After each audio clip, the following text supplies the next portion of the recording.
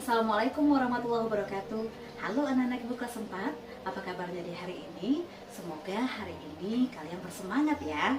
Nah, sebelum kita memulai pelajaran, tentunya mari terlebih dahulu kita berdoa.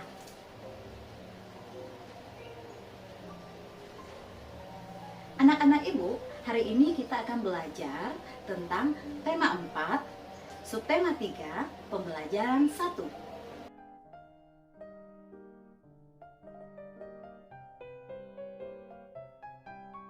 Tujuan pembelajaran kita adalah setelah menyimak video Dongeng Tupai dan Ikan Gabus, anak-anak ibu mampu menilai cerita dengan detail. Setelah mendengarkan dongeng, siswa mampu mendeskripsikan penilaian cerita dengan lisan dan tulisan dengan detail.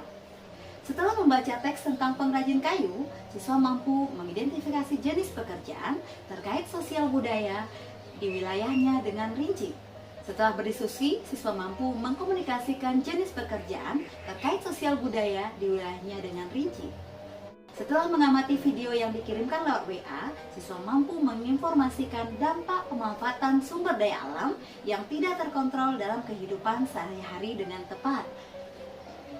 Setelah berdiskusi, siswa mampu menuliskan contoh kegiatan sebagai upaya pencegahan langkanya sumber daya alam dalam kehidupan sehari-hari dengan tepat. Nah, anak-anak ibu silahkan kalian amati gambar berikut ini. Gambar apakah ini? Betul sekali, gambar Pulau Kalimantan. Pulau Kalimantan adalah salah satu pulau terbesar yang ada di Indonesia. Pulau Kalimantan terkenal dengan hutan tropis serta memiliki sumber daya alam yang terbanyak di Indonesia. Pada awal mulanya, pulau ini dihuni oleh orang-orang Dayak sebagai suku asli Kalimantan. Masyarakat Dayak tinggal di rumah panjang yang disebut dengan Lamin.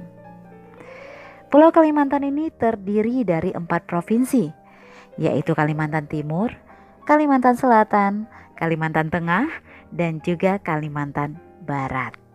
Nah, Ibu akan mengajak kalian untuk membaca dongeng yang berasal dari Kalimantan Barat, yaitu dongeng Tupai dan Ikan Gabus.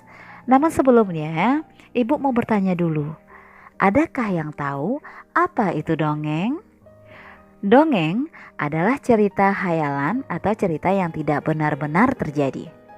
Dongeng biasanya bersifat menghibur dan mengandung nilai pendidikan. Pendongeng adalah orang yang menyampaikan dongeng kepada orang lain. Unsur dongeng. Pertama, unsur intrinsik, yaitu unsur yang berasal dari dalam. 2. Unsur ekstrinsit, yaitu unsur yang berasal dari luar. Macam-macam unsur intrinsik. Yang pertama, tema adalah suatu gagasan pokok yang mendasari terbentuknya sebuah dongeng. 2. Latar merupakan setting, ruang, waktu, suasana, serta juga alat pada peristiwa atau kejadian yang terjadi di dalam sebuah karya sastra. Alur merupakan jalan cerita dalam sebuah karya sastra. Tokoh, pelaku dalam sebuah cerita. Penokohan merupakan watak, sifat, sikap, kondisi fisik, serta juga karakter yang dimiliki oleh tokoh dalam sebuah cerita. Selanjutnya ada sudut pandang, merupakan posisi pengarang dalam memandang suatu peristiwa dalam sebuah cerita. Dan yang terakhir adalah amanat, merupakan sebuah pesan yang ingin disampaikan seorang penulis atau juga pengarang cerita kepada pembacanya. Nah, itulah unsur intrinsik dongeng. Sekarang kita beralih ke unsur ekstrinsik yang terdapat dalam sebuah cerita. Pertama, latar belakang penciptaan adalah kapan karya sastra tersebut diciptakan. Kemudian kondisi masyarakat pada saat karya sastra diciptakan, dan juga latar belakang pengarang. Baik anak-anak ibu, selanjutnya silahkan kamu simak, kamu baca dongeng Tupai dan Ikan Gabus berikut ini.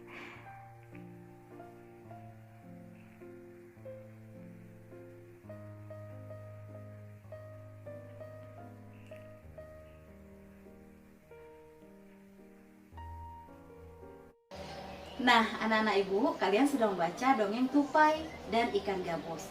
Sekarang silahkan kamu kerjakan LKPD 1 untuk menjawab dan mengerjakan langkah-langkah yang ada pada LKPD tentang menemukan unsur-unsur cerita dan juga menilai cerita yang terdapat dalam dongeng. Baik anak-anak ibu, orang yang menceritakan dongeng disebut pendongeng. Pendongeng adalah sebuah pekerjaan. Pekerjaan adalah sesuatu yang dilakukan oleh manusia untuk mendapatkan uang.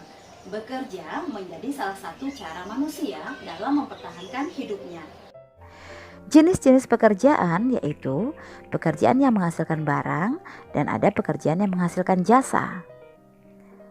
Dalam bekerja, manusia sudah melakukan kegiatan ekonomi. Apa itu kegiatan ekonomi? Ya, kegiatan yang dilakukan untuk memenuhi kebutuhan manusia. Jenis-jenis kegiatan ekonomi, ada kegiatan produksi, yaitu kegiatan membuat barang. Kemudian ada kegiatan distribusi, kegiatan menyalurkan barang. Dan kegiatan konsumsi, kegiatan memakai barang. Tujuan dari kegiatan ekonomi yaitu sebagai sarana pemenuhan kebutuhan dan menghasilkan keuntungan bagi manusia. Contoh-contoh dari kegiatan produksi. Ada penjahit yang merubah kain menjadi pakaian siap pakai. Kemudian ada pengrajin kayu yang menghasilkan meja, kursi, dan lemari. Dan juga ada petani yang menghasilkan padi dan beras. Selanjutnya contoh dari kegiatan distribusi. Ada pengangkutan barang, ada pengemasan barang, dan penjualan ke pedagang pasar dalam bentuk grosir. Dan kegiatan konsumsi, jenisnya adalah membeli makanan sehari-hari, membeli pakaian, membeli barang-barang untuk perlengkapan rumah tangga. Contoh pekerjaan yang menghasilkan barang. Ada pengrajin, pelukis, peternak, penjahit. Dan contoh pekerjaan yang menghasilkan jasa, ada guru, polisi, tukang cukur, dan dokter. Anak-anak ibu, kalian sudah tahu kan apa itu pekerjaan dan apa saja jenis-jenis kegiatan ekonomi. Selanjutnya anak-anak ibu silahkan kalian kerjakan LKPD 2. Sumber daya alam adalah segala sesuatu yang berasal dari alam dan digunakan oleh manusia untuk memenuhi kebutuhan hidup dan kesejahteraannya. Dalam pemanfaatan sumber daya alam, seringkali manusia kurang kontrol, sehingga dapat berdampak terhadap hutan menjadi gundul. Kemudian tanah menjadi longsor, banjir, bahan tambang mineral mudah habis, rusaknya ekosistem hutan, mata air menjadi kering dan rusaknya ekosistem air dan sumber daya alam akan cepat habis. Nah, karena dampak pemanfaatan sumber daya alam yang tidak terkontrol ini, bagaimana upaya pelestariannya? Ya, salah satunya dengan pertama penanaman kembali hutan yang gundul. Kemudian cara yang kedua adalah menjaga kebersihan lingkungan. Yang ketiga, membuat terasering pada lahan miring. Yang keempat, menghemat penggunaan sumber daya alam yang tidak dapat diperbaharui, seperti mematikan listrik bila tidak digunakan. Kemudian yang kelima, mendaur ulang barang-barang bekas. Dan yang keenam, pengolahan sampah dengan baik. Baiklah anak-anak ibu kelas 4, selanjutnya silahkan kalian mengerjakan LKPD 3, yaitu tentang pemanfaatan sumber daya alam yang tidak terkontrol pada hutan Kalimantan. Kemudian kamu tulis jawabannya dan kamu kirimkan melalui WA. Nah, mari sekarang kita simpulkan. Yang pertama tadi kita berbicara tentang dongeng. Dongeng adalah cerita atau kejadian yang tidak benar-benar terjadi dan biasanya hanya bersifat menghibur dan mengandung nilai pendidikan. Nah, kita juga belajar tentang kegiatan ekonomi dan pekerjaan. Dan selanjutnya kegiatan ekonomi ini ada 3, ada produksi, ada distribusi, dan ada konsumsi.